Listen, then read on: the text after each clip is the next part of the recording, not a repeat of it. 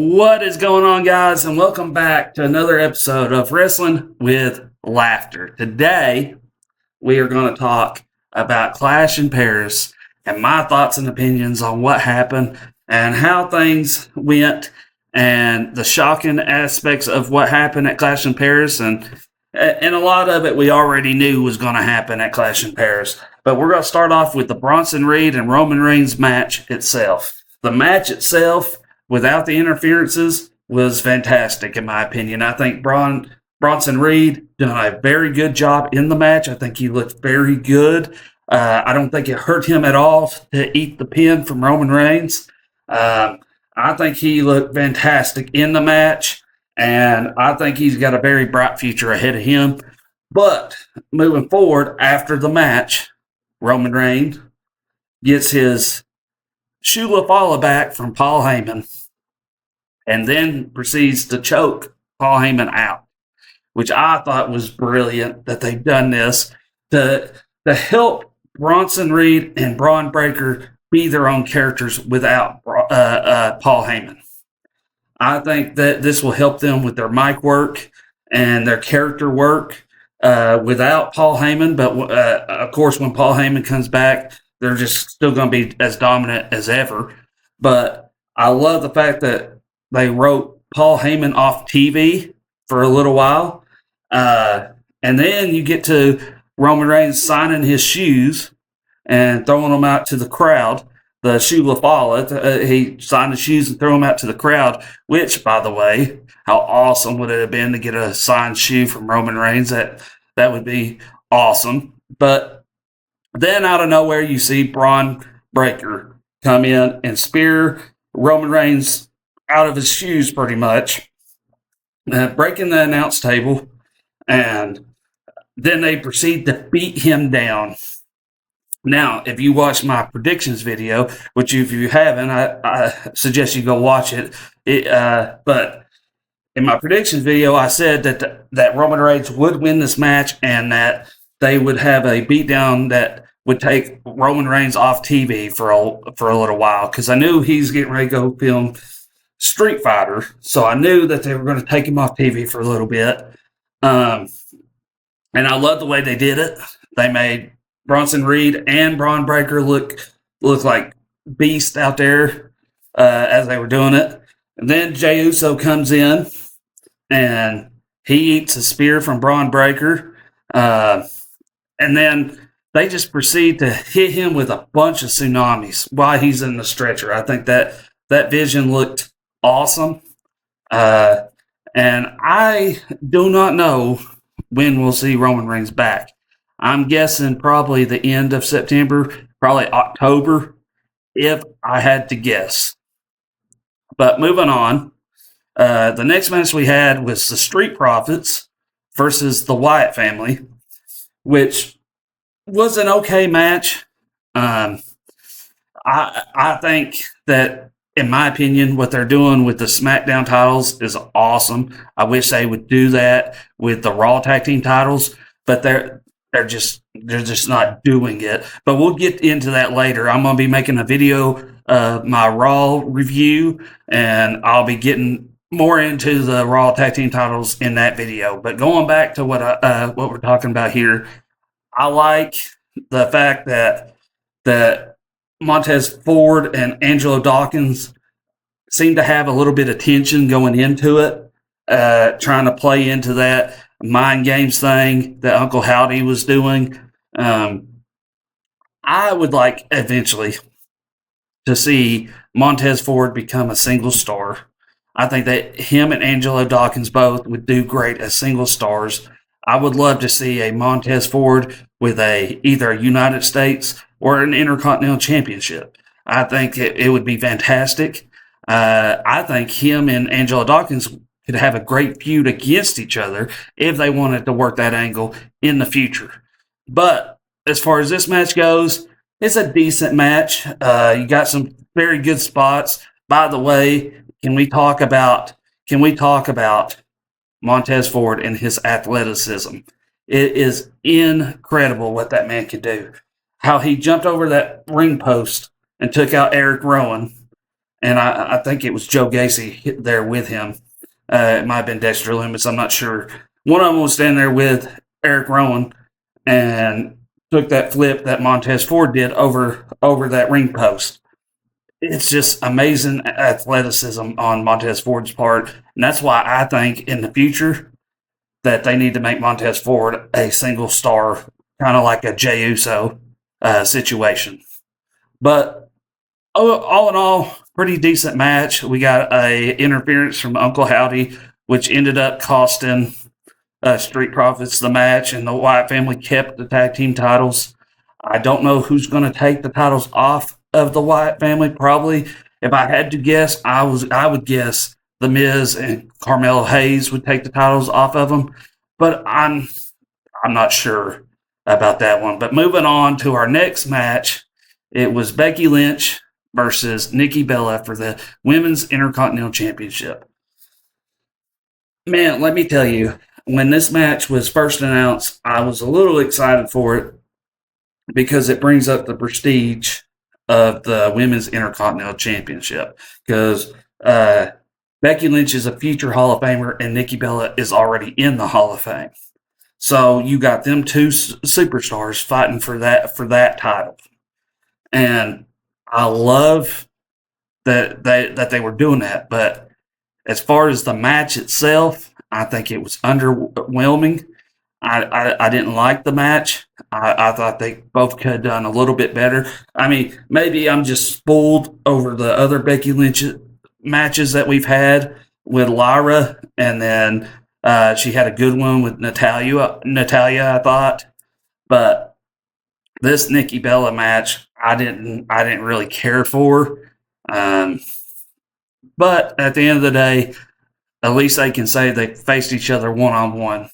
I just don't see the chemistry between them two.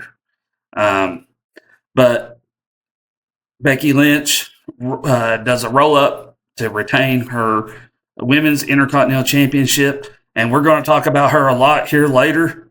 But moving on, we're going to talk about Sheamus and Rusev's match. And man, what a brutal, hard-hitting match that was. I'll be honest with you, I had more expectations for the Nikki Bella and Becky Lynch match than I did for this match. And this match delivered way more than that match did. I like the brutality of the match. Sheamus is always hard-hitting. Rusev is always hard-hitting. So you already knew it was going to be a hard-hitting match to begin with. But, man, the stuff they put themselves through, I just think they delivered.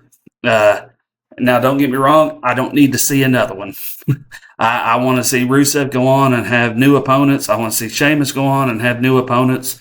I don't need to see them in the same ring one-on-one for a while at least. Unless it's for a singles championship like an Intercontinental or a United States Championship, or even a world title, which I don't see that in the near future, but I would be up for that. But as far as having them just in a regular match, again, I wouldn't. I'd keep them separated for a little while.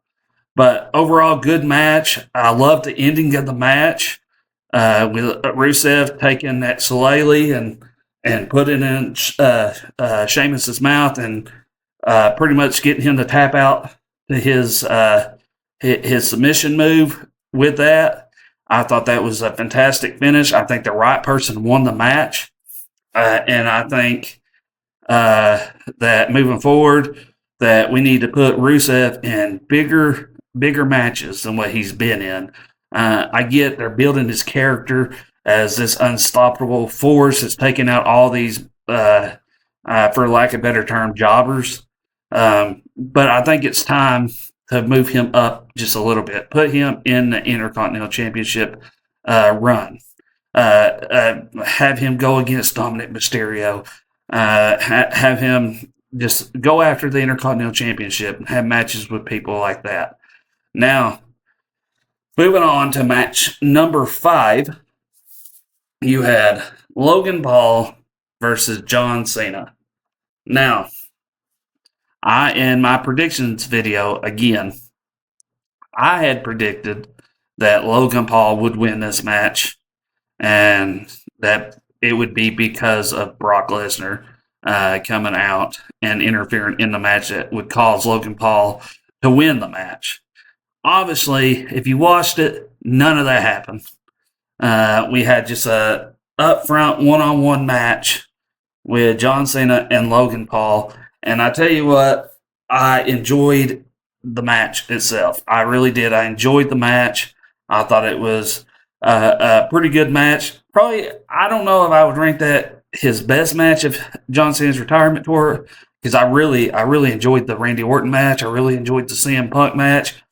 And I actually, I know what I'm gonna say. The SummerSlam match was his best match of his retirement tour so far.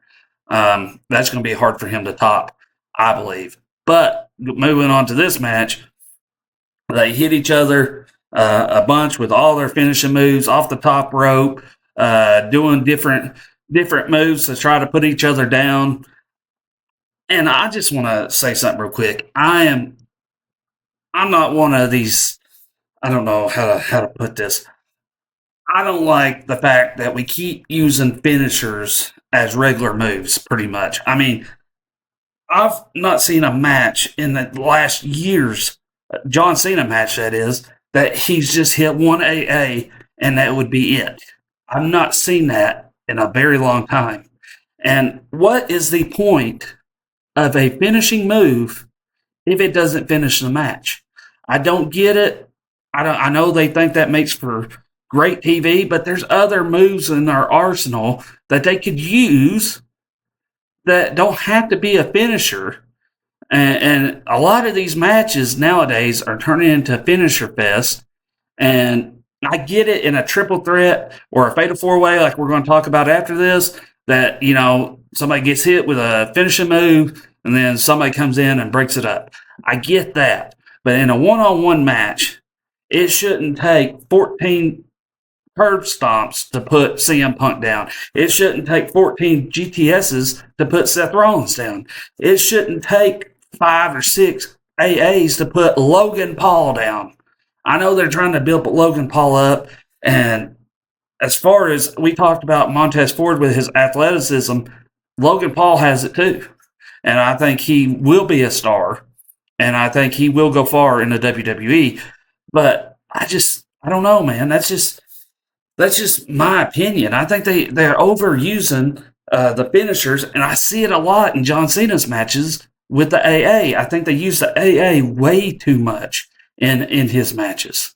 I think they just need to find a different way of doing things instead of it being a finisher fest. But irregardless, John Cena picks up the victory. We don't get no Brock Lesnar. I don't know if we'll get him this Friday on SmackDown. I know John Cena's supposed to be on SmackDown. I don't think Brock Lesnar is advertised for SmackDown.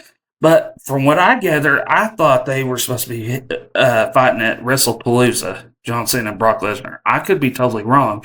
It could be for Perth. It could be for a different pay-per-view altogether. But from what I gather, it was supposed to be for WrestlePalooza. And we just ain't heard nothing from Brock. I mean, we're going to have to start hearing something from Brock. But moving on to the main event of the night. Now, this ties into the Roman Reigns and Bronson Reed match. Earlier in the night, after that match, Adam Pearce banned Bronson Reed and Braun Breaker from being at ringside during this Fatal 4-Way match. They could not be there. And then you also had Roman Reigns take out Paul Heyman. So you had Seth Rollins by himself defending his world championship. Now, yes, the main event was Seth Rollins, Jey Uso, LA Knight, and CM Punk. And what a fantastic match, first of all. I want to point that out. I thought the match worked smoothly. There was always something going on. Never once. I mean, if you go back and look at my predictions video, I predicted for Seth to win, and he ultimately did. But I like the way they went about it. and how they had LA Knight crash and burn on the announce table. You had Jey Uso down outside the ring, and then you just had CM Punk in the ring. I like the finish of that, but I just tell you, I had a wild prediction, and I don't know why. And you can comment and call me crazy.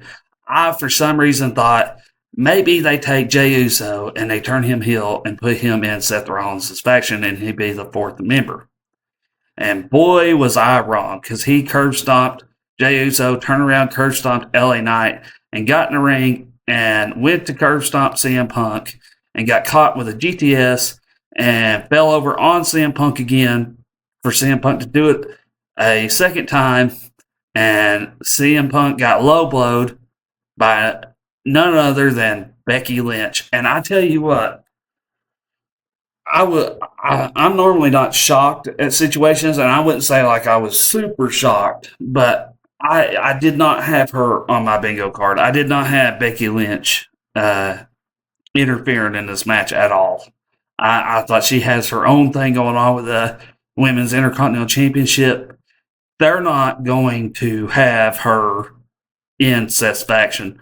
And boy, was I wrong, because now she's a full-fledged member, and we'll get into that more on the Raw review. But overall, I think it was a great match with a shocking outcome of Becky Lynch. But after the match is what was interesting was when CM Punk was going back and he looked at a crowd sign that pretty much, I can't remember word for word what it said, but it's talking about bringing AJ Lee back. And he was pointing at it, and he's put on his X account pictures of AJ Lee, and he's supposed to be, and we'll get into this more on the, like I said, on the Raw review, but he's supposed to be going to SmackDown in Chicago. I don't know what he's got planned. That I don't know. I don't see her returning on an episode of SmackDown because she's such a big name that I think that she would return in a bigger situation, but I could be wrong. But I do think so.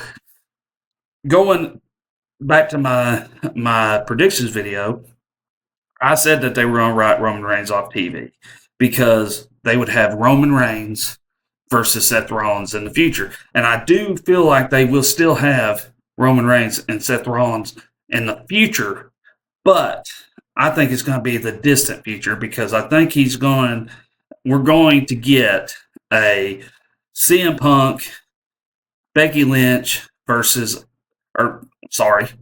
CM Punk and AJ Lee versus a Seth Rollins and Becky Lynch. And man, I'm not a big fan of mixed tag team matches, but man, that's a good mixed tag team match. I'll be all there for it when they do it.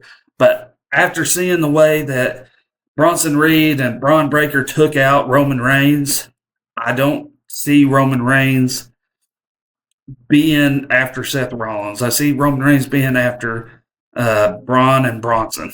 That's what I see Roman Reigns being after, because Seth Rollins wasn't even there when he got hurt or when they took him out. So I see, and I hate to say this, I see a situation where we're going to have Bloodline versus the Vision in War Games. I think that's what they're building to. I think you'll have a Seth Rollins, Bronson, Reed, Braun Breaker, and some person they get versus Roman Reigns, CM Punk, and the Usos.